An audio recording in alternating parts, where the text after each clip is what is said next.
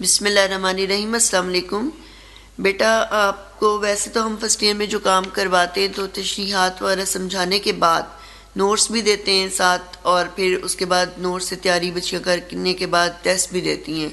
چونکہ اب on line classes ہیں جس کی وجہ سے ابھی نوٹس تو ہم آپ کو ابھی نہیں پرووائڈ کر سکتے، تو ابھی جو آپ کو لکھوائیں گے جو سمجھا رہے ہیں تشریحات وغیرہ، وہ پھر ساتھ ساتھ آپ اپنی نیٹ نوٹ بکس پر لکھتی جائیں، ٹھیک ہے؟ تو تشریح لکھنے کا طریقہ میں آپ کو سمجھا دیتی ہوں، جیسے کہ آپ کو 10th میں بھی میں نے سمجھایا تھا، لیکن ایک بار پھر میں آپ کو سمجھا دیتی ہوں۔ سب سے پہلے چونکہ ہم نظم نمبر 1 کر رہے ہیں نا، حمد کر رہے ہیں، تو اس میں آپ نے پہلے تو شعر لکھنا ہے۔ شعر نمبر 1 لکھیں، اس کے بعد پھر آپ لکھیں گی حوالے نظم و شاعر۔ حوالہ شاعر بھی لکھ سکتے ہیں اور حوالہ نظم و شاعر لکھ لیں تو زیادہ بہتر ہے۔ اس کے بعد پھر اس میں ہیڈنگز لکھیں کٹر مارکر سے۔ صنف سخن، صنف سخن نظم ہے یہ، پھر نظم کا عنوان حمد، پھر شاعر کا نام ماہر القادری، پھر شاعرانہ خصوصیات یا شاعر کے کلام کی خصوصیات، دونوں ہیڈنگز لکھ سکتی ہیں۔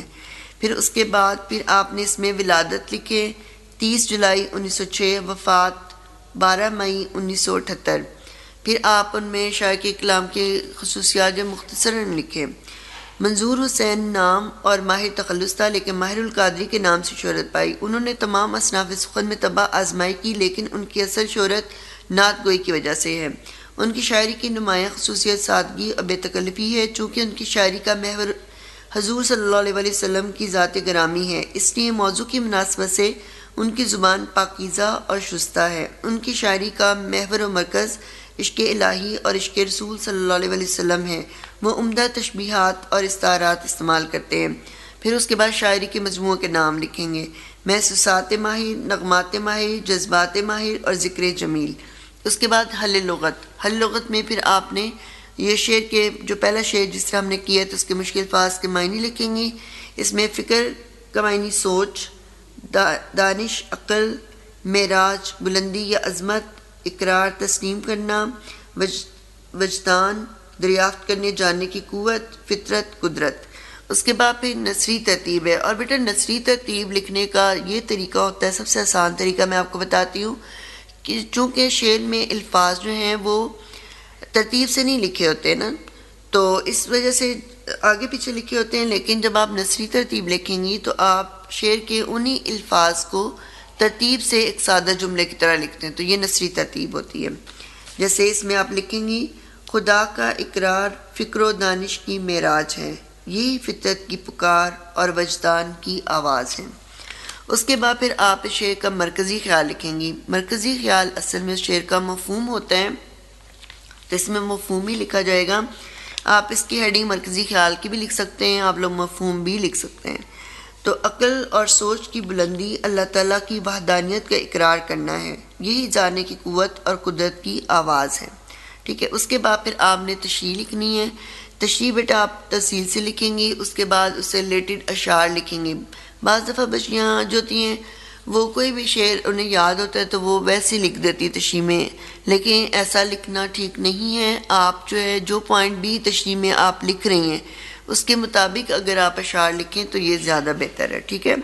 اس کے بعد پھر تشریح مکمل کرنے کے بعد تشریح میں آپ جو ہے وہ آیات کا ترجمہ یا آیات اگر یاد ہیں تو وہ لکھ سکتی ہیں، آیات کا ترجمہ لکھ سکتی ہیں، احادیث مبارکہ لکھ سکتی ہیں، اس کے علاوہ کسی کا قول ہے تو وہ لکھ سکتی ہیں، اس سے متعلق سب کچھ لکھا جا سکتا ہے اس میں۔ تو اس کے بعد پھر آخر میں آپ حاصل کلام لکھیں گی، ٹھیک ہے۔ حاصل کلام میں بھی اس شعر کا نچوڑ آپ نے 2-3 جملوں میں لکھنا ہے۔ تو یہ آپ نے تشریح لکھنے کا پیٹرن یہ ہوگا، ٹھیک ہے بیٹا، اس طریقے سے آپ نے لکھنا ہے۔ تو اگر آپ چونکہ جو نظم ہم پڑھتے ہیں تو نظم میں کیونکہ پہلے شعر سے لے کے آخری شعر تک ایک ہی موضوع اس میں بیان ہوتا ہے، تو اس وجہ سے آپ کو میں کچھ اس سے متعلق اشعار لکھواؤں گی، تو وہ پھر آپ جو ہے کسی بھی شعر کی تشریح میں وہ سارے اشعار لکھے جا سکتے ہیں، کیونکہ ایک ہی موضوع ہوتا ہے نا۔ تو جیسے حمد میں پوری حمد میں ہی اللہ تعالیٰ کی حمد و ثنا بیان ہوئی ہے، اس سے متعلق پھر میں آپ کو اس سے متعلقہ اشعار ابھی بتاؤں گی، تو وہ سارے اشعار جو ہے وہ کسی بھی شعر کی تشریح میں لکھے جا سکتے ہیں۔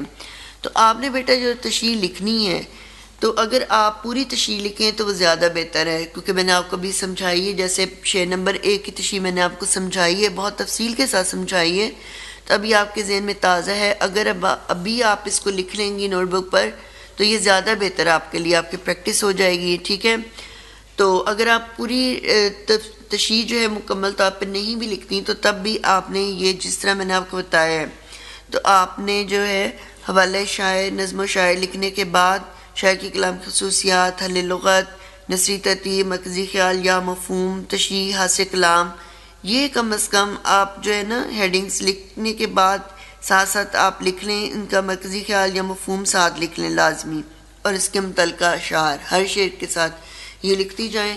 تو اس طرح بھی آپ کو کم از کم جو ہے شعر کے مشکل الفاظ کے معنی آتے ہوں گے اور اس کا مفہوم آتا ہوگا، تو تب بھی آپ جو ہے تشریح تفصیل سے لکھ سکتی ہیں. خود سے بھی لکھی جا سکتی، کیونکہ ہم جو ہے اس میں اللہ تعالیٰ کی حمد و ثنا بیان ہوئی ہے، یہ مشکل نہیں ہے.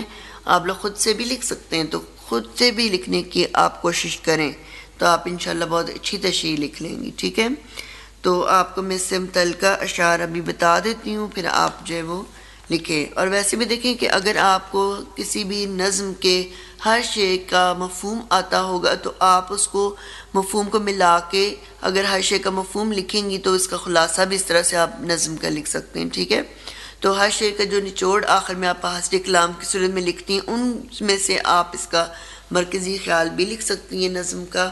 تو اس طرح سے آپ کو وہ لکھنے کا طریقہ بھی آ جائے گا. ٹھیک ہے، تو آپ بیٹا دیکھیں اس میں متعلقہ اشعار میں آپ کو بتاتی ہوں، یہ سنیں. زمانے میں سب کچھ ہے الا شریک، وہی ہے وہی وحدہ لا شریک. پھر ایک اور شعر ہے کہ دوسرا کون ہے جہاں تو ہے، کون جانے تجھے کہاں تو ہے. ٹھیک ہے، اس کے بعد پھر آپ اگلا شعر دیکھیں. دنیا تیرے وجود کو کرتی رہی تلاش، ہم نے تیرے خیال کو یزداں بنا دیا.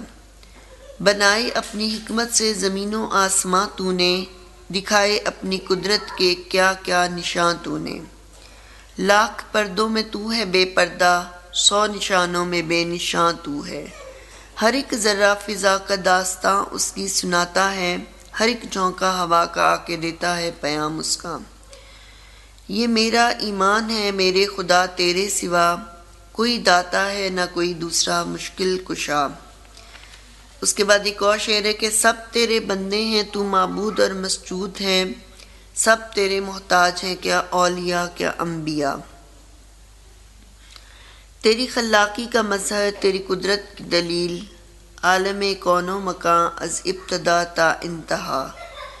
ذرہ ذرہ پتا پتا تیری صنعت کا گواہ، بلبل و قمری ہیں تیری حمد میں نغمہ سرا. بزم ہستی کیا ہے تیرے حرف کن کی ہے نمود، بزم ہستی کیا ہے تیرے حرف کن کی ہے نمود، ایک اشارے سے تیرے قائم ہوئے ارض و سما. ذرہ ذرہ کہہ رہا ہے اشہد ان لا الہ، پتے پتے کی زباں ہے اور حمد کبریا. نہ مقام لا مقام کچھ، نہ لا مقام کچھ، جلوہ فرما یہاں وہاں تو ہے.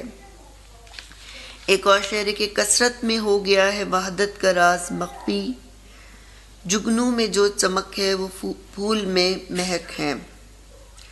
دلوں کو معرفت کے نور سے تو نے کیا روشن، دکھایا بے نشاں ہو کر ہمیں اپنا نشاں تو نے. وہی ہے کائنات اور اس کی مخلوقات کا خالق، نباتات و جمادات اور حیوانات کا خالق. ایک اور شعر، تمام ثنا ہے اسی خالق ازل کے لیے، سکوت چھیل کو دیتا ہے جو کمل کے لیے. محیط و عالم ہے قدرت تیری، ہے کثرت کے پردے میں وحدت تیری.